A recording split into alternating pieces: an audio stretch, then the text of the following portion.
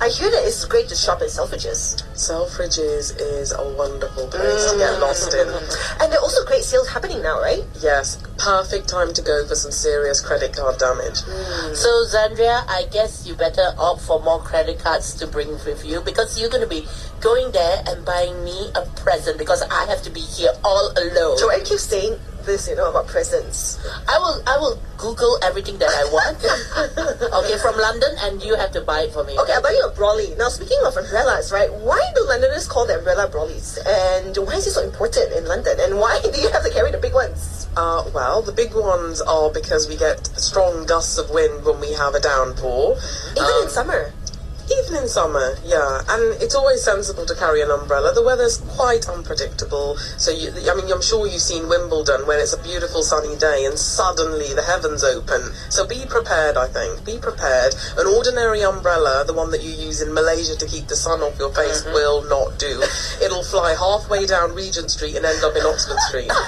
So we have to get those heavy-duty ones, huh? The ones that you can actually literally hit someone with. But it'll be good. You can protect yourself as well as your... This is not Malaysia, like, don't get umbrella to protect yourself. I reckon London is pretty safe, right, walking down the streets, Molly? Absolutely, absolutely. It's a fun, safe, inviting city. Wonderful. More of Molly with... And next, we're going to ask her, why do the English prefer tea over coffee?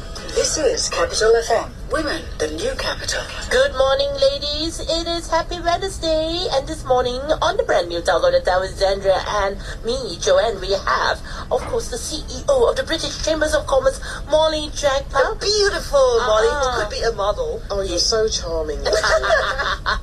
So Molly's here because there has been this onward fascination with all things English and British, especially since there's a big sporting event that's going to be happening very soon, right? Now, one thing which I've always wanted to ask an English is, why do you guys prefer tea instead of coffee?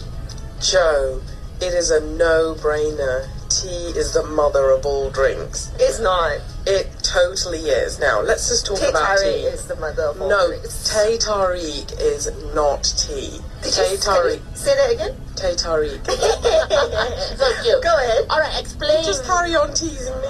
Why don't you? Okay, so tea, I guess, tea is a ritual across the UK. No matter where you are, the first thing you'll do in the morning is have a cup of tea. When something goes wrong, we have a cup of tea. I know. Even when I was there and my friend said, come on, let's have a cup of tea. I said, no, I want coffee. He said, yes, there's coffee there, but we're going to have a cup of tea.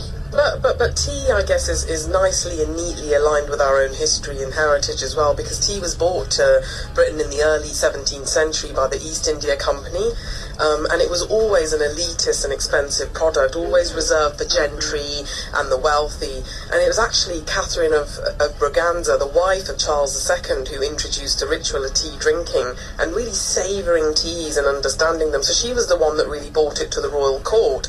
And in fact, the first tea shop for ladies was opened by a British gentleman called Thomas Twining. For ladies? Just for ladies. So the first ever tea room in England was opened in 1717, and it was a ladies' affair. Is it a very elaborate affair? Like when you get together to have tea? It definitely is. And now, because you're going to London and you keep reminding us, you will know now, men are invited to high tea these days. We're a bit more open to the other gender being involved. Okay, let me ask you again. What is there a difference between afternoon tea and high tea? Really, it's a timing thing. Okay. So the afternoon tea would begin a little earlier. It would be after lunch, maybe 2:30, up until about 3:30, 4 o'clock. And the high tea was later. So mainly it was the timing. And I guess if you look back at history, it was more about geography. So I think the high tea was more suited to the London gentry. And elsewhere in England, there used to be a variation of it. So very, very similar. I think it's one of the same thing, really. And I know you talked a little bit about etiquette, tea drinking etiquette, which you want to get ready for again on your visit. And I think the best, right now, I think the best etiquette is to relax. Ignore the faux pas, and I think just enjoy it. What are the faux pas, though? Oh gosh, now stirring is a funny one. First of all, it must be beautiful bone china. Apparently, it enhances the taste. Okay. So no plastic lah. No plastic, not at all. Something nice like Royal Doulton, Prince Albert, something nice and floral probably. Stirring, I think traditionally you would always have your spoon at the 6 o'clock position, and the spout of the teapot would always face the hostess. Why? I think it was part of the tradition. There were like unspoken messages in that tea, and actually they could identify what class you were.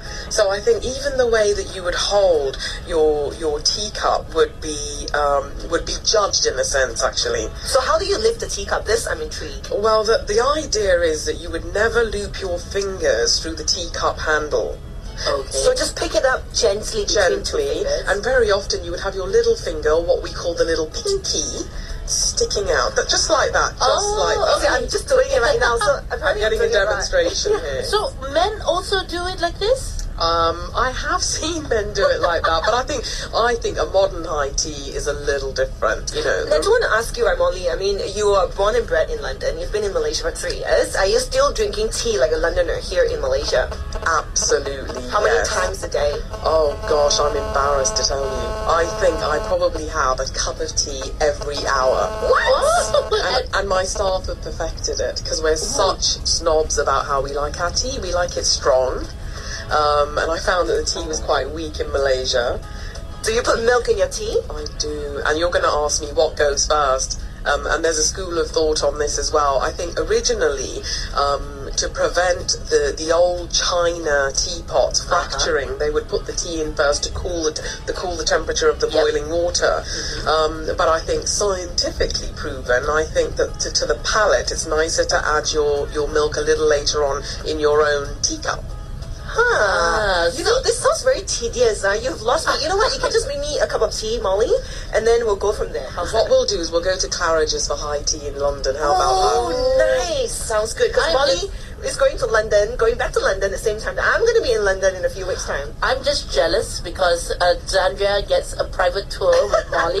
I'm just fuming here, but anyway, carry on. But we are speaking to Molly. Sorry, go ahead, Molly. I was going to say, I haven't told you what kind of tour it is yet. We'll come on to that later. Yes. Molly is the CEO of the British Chambers of Commerce, and we're talking about all things British today. Coming up, Molly's going to tell us the must-see attractions in London and why. And these are her personal favorites. Yeah, not your typical touristy places, so make sure you stay tuned. Kopi Kale, Brighter Than the Sun, right here on Capital FM. Women, the new capital. Good morning.